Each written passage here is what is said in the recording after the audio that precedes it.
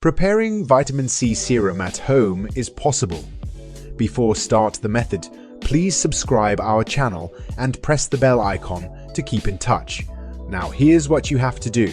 Combine rose water with aloe vera gel. Keep mixing till you get rid of the lumps. Now, crush the vitamin C tablets or use 1 tablespoon lemon juice, mix it with vitamin E capsule. Then add 1 tablespoon of glycerin and mix them. Pour it in a glass bottle. Ideally, it should have a dropper. Make sure the bottle is clean. Women usually ask how to make vitamin C serum at home with lemon. Dissolving lemon juice and applying it on your skin is tempting, but you need the right concentration of vitamin C to reap the benefits. Nonetheless, you can use the above-mentioned homemade vitamin C serum like you would use any other serum.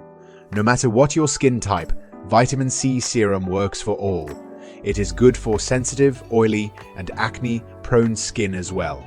Helps in soothing skin damage caused by the harmful rays of the sun. Helps in treating acne. Boosts the overall skin hydration.